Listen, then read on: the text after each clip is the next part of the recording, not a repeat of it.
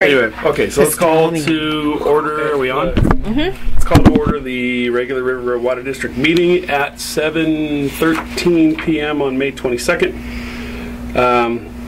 Gosh, that's not March 28th. It should have been April.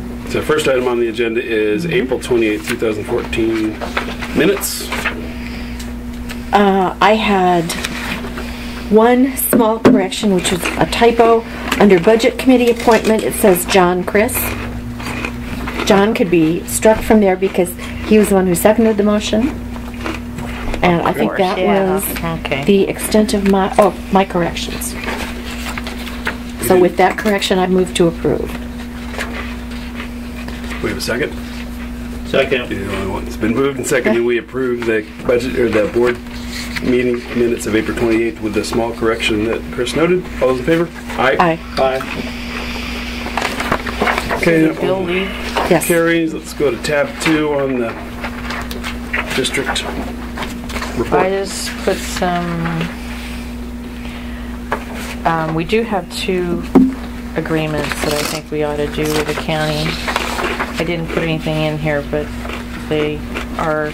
I don't know if you want me to put it in front of the attorney or. This what you emailed us earlier, or emailed me earlier?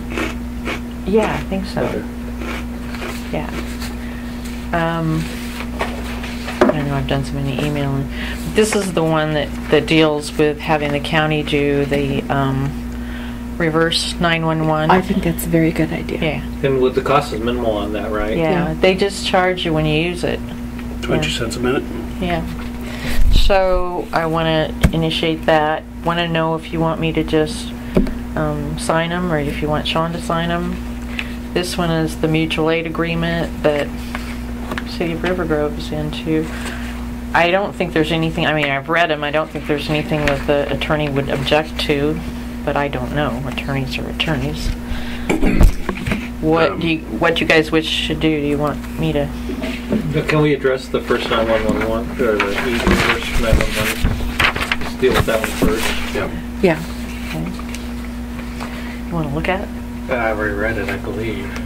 Did you email these to us? You emailed one to us? She emailed. I think she emailed both these to me. I'm not sure that I saw. Yeah, I think I saw an email that I didn't open because I was. At 22%. Yeah. Yeah, 22 So this is the one from Jamie Hayes. Yeah.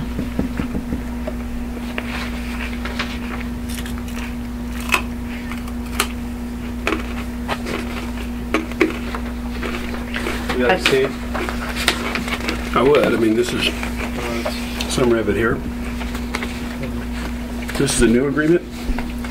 This is one we've never signed one with the county. I didn't know that we had to sign one because that was when the originals went out. So I found out we probably should. And so the first question I'd have then, looking at this, do we have the resources to coordinate customer contact database quarterly and update it with emergency management? Dan? So you send them something quarterly. You send them our database or our customer contact information. Okay. They need basically, I think you can do a customer list with their telephones and just send it to them. Okay, so that's one. Then second one, do we have a person we would assign as the liaison to the? Is that you, DJ? Probably. Okay. And then text for requested pre-recorded message. So we'd have to text them what we want to say when we do the reverse 911. We could do that. It's not a big deal. And then reimburse them for any usage charges, which is that 22 cents a minute. As long as we can comply with it and do that stuff, I think we should sign it. But it's a whole lot less than you trying to do your own. Yeah. Absolutely. And buy all the software and everything else and stuff. Yeah, this is much easier. I've actually seen it used, so it's. Yeah. Do you want me to sign it? Yeah. Or do you want to sign it? Do we have to have a motion on it, or? I don't care. I need to do 2 copies and the highlighted out. So can I have you come back and sign it? Yeah, let's do that. So, do we? I mean, I don't mind. There's an potential expenditure. I'm trying to think if you can execute that yourself or if you need board approval. I don't think 15,000? Yeah, I don't No. think I need Yeah, you don't. board approval, but I'm the registered agent, you know. Mm-hmm. Yeah, So it's not going to cost us $15,000 to do a reverse No. 911. Unless we have a lot of minutes of time to. Yeah, unless we have a Call long people. message. Yeah. We're going to read the Constitution. Williamsburg address 4 score. So, That's And short. Gettysburg, yeah. Yeah. and the other one is talking about when you have an emergency and how you ask for help from the county, and the first 12 hours incurred by the lender. You know, it's kind of like. That one was described here, wasn't it? Yeah, this one's a little bit more intensive. I'd probably like to spend some time reading this one before we. What I could do is put it in next month's agenda if you guys want Yeah. a copy Put it of in the that. board books and Okay. And look then at all it. 5 of us could look at it then. Yep. And we need, this one's definitely more intensive because this has the potential if DJ and Rick are stuck in Scappoose, the county actually coming in and running the district. Running the Yeah. district.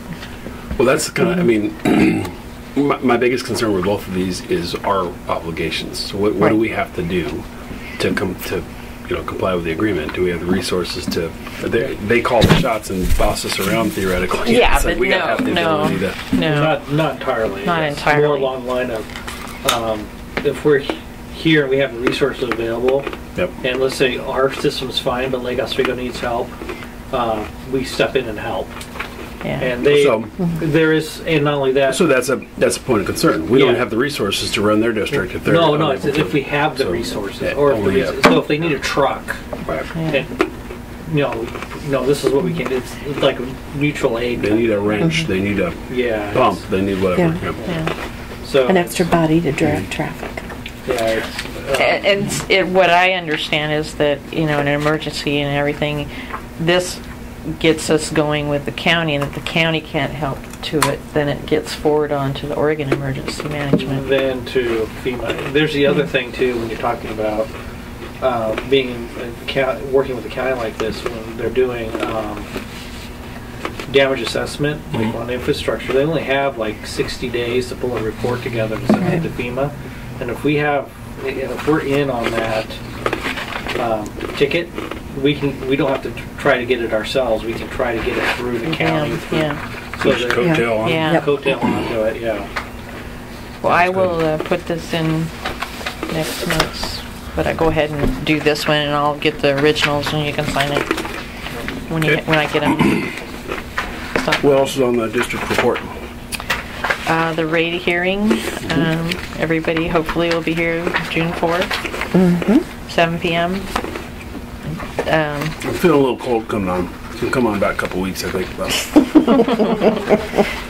Is it going to be in this building? Yes. So if it's crowded, are we going to move it out to the parking lot? I don't see any other choice. We don't have We any. decided that the dental emergency is the one that nobody would question. Dental emergency Yep.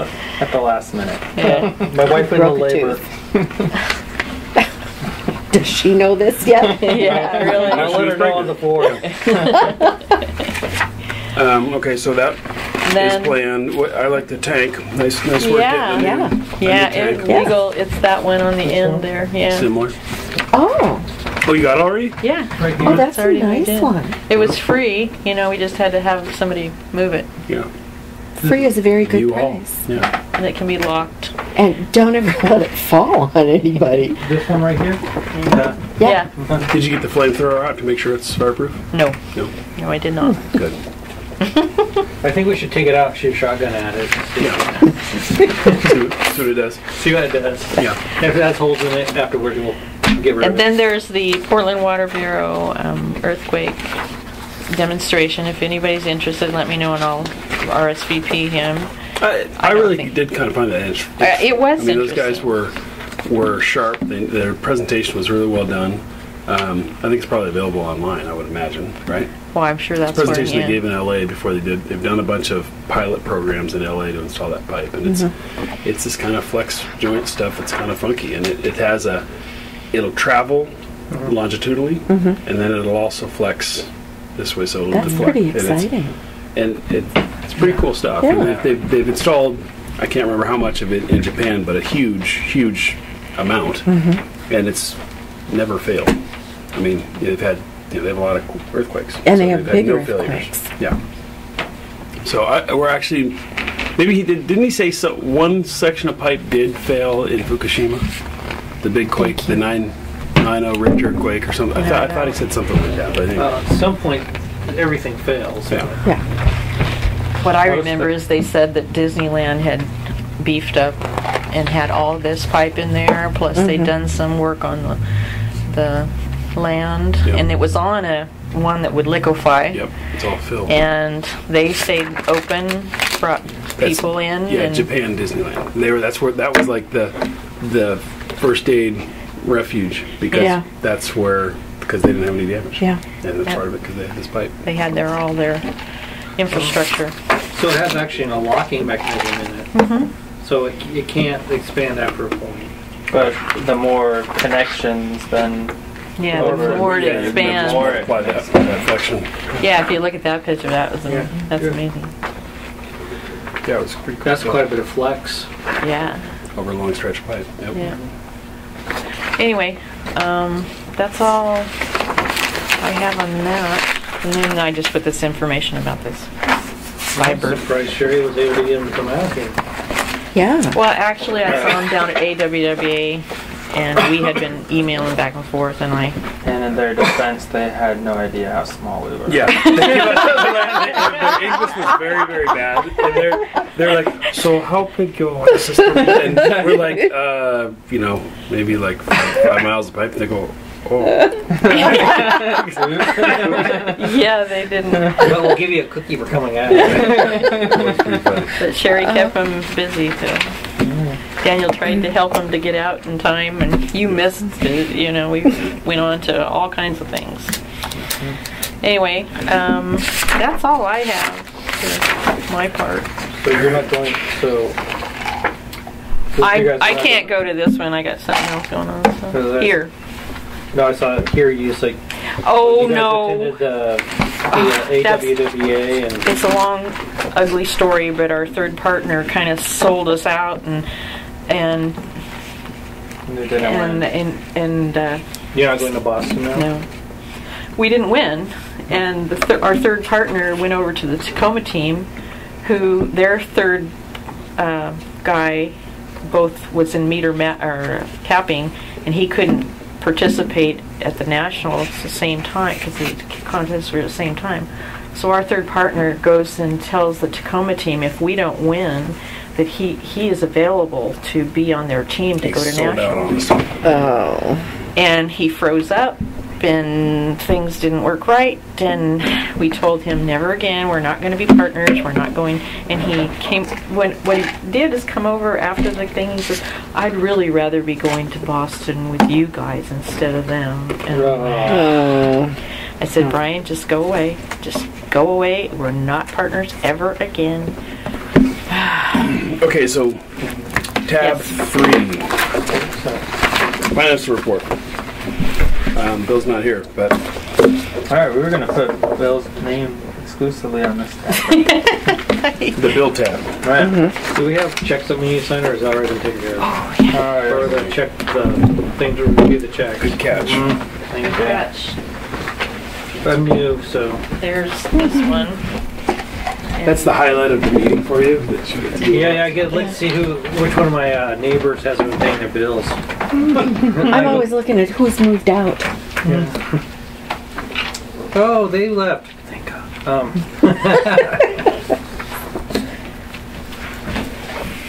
Yeah, so, we're kind of at the tail end of the billing. We mailed out shut-off notices today. We mailed out 23, I want to say. Yeah, that's good. Are these, Yeah, which is about Oh, these are half all of the- what we mailed out last billing. So that's good. since I reviewed them, I attribute that to the hiring of Tyree as our muscle. Nobody wants to mess with him. Right. He said everybody's really nice to him out in the field, so because he looks so tough. But, Oh, I don't think that's it. He's the young Jim. He likes Oh. garage sales. Goes garage sailing when It's supposed to be working. Not anymore. I can fix that. Yeah, I told him to turn in the keys if he didn't want to. Ooh. At least he's not running over bicyclists. Well, that's true. Yeah. Yeah. I forget this is going to be on YouTube. So, other than that, and we're still pushing the ACH signups. I got to run some numbers on the success of putting that last pamphlet, but I was talking to Bill one day about, ramping that up and how can we continue that effort, because it's going to, be a cost savings in the end. We're, saving postage for the customer, and it saves us time too. And so one suggestion that he had made is to eliminate as many barriers to saying no as you can, and making it as simple as possible to sign up. Meaning, currently the form asks you to put your name, your bank, your accounting number, and all the stuff. All this stuff is on the check. All we really need is the voided check and your signature authorizing us to enroll you in the program. And DJ and Bill had both suggested possibly putting that sign up on the back of each billing that goes out. Currently there's a thing for changing your information, contact information is changed or whatever. But if we could put the ACH sign up there, and also Bill had suggested, I guess we don't even need any of those fields. All we really need is staple your voided check and sign authorize, and that's all we need. And Bill had talked about setting some goals for getting more customers to sign up for that, as he foresaw that, going forward, that customers are more interested in that. Younger customers especially don't want to pay their bills by check. They're looking for an online payment, where this is just as easy. What I don't quite understand, it's a convenience factor, and but it's optional, right? Why is there a benefit to us? There's less care and handling when they're going direct in ACH payments, right? So we don't have to deal with them as much. But do we really need to go to great lengths to push them into that system? If they're a young person who doesn't like writing checks, they're going to know about that kind of thing, and they're going to do it right away anyway, right? And if they're a old person who's reluctant and wants to write a handwritten check, they're not going to go there even if we push them. Yeah, right. So true. Do we really need to? It's going to happen over time as new people move in, or they try it on their other bill and they like it, and they're going to do it here. But I don't know that we need to go to great lengths to try to increase our numbers, do we? He talked about populating it with their information, so if we have to do that, we might have to go back and have the billing guys have to reformat and pull the information out. That's only if we keep the form in its current state. If you eliminate all unnecessary information from the form, really it breaks down to voided check, signature, authorized. That's it. That's the bare minimum that you need to go into it. Did you talk to the bank on that? The thing is we had one guy we didn't even know.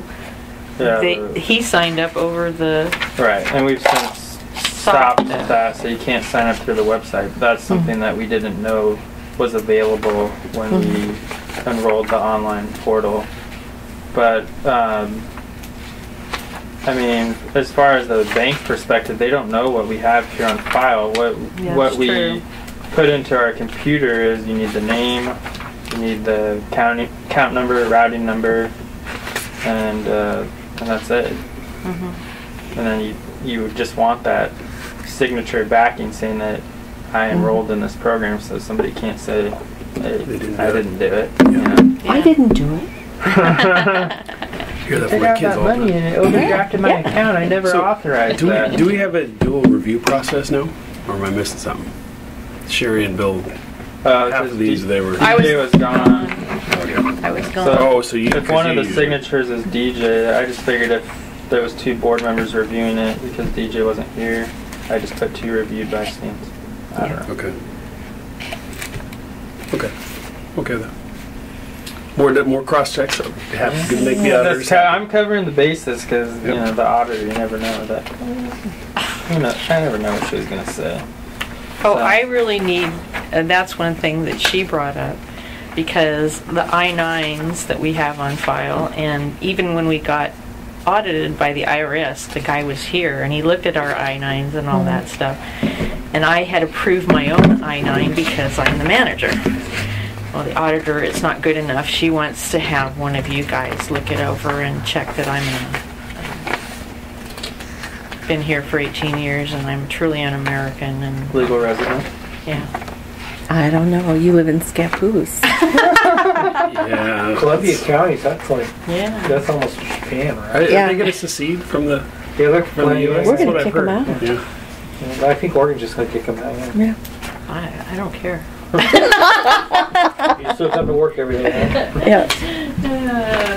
But anyway, I don't want to open up a big discussion on another topic, but one thing that I've been in talks with DJ about for a while is more strictly enforcing the late fee policy to improve our cash flow. There's been some times where we've had to transfer money out of the unrestricted funds to replenish our bank account to pay our bills. And they're not, I wouldn't say this billing, but in several of the billings since I've been here, there's a lot of people that wait till they see meter readers out on the street and then you get a big, And they pay. then they pay.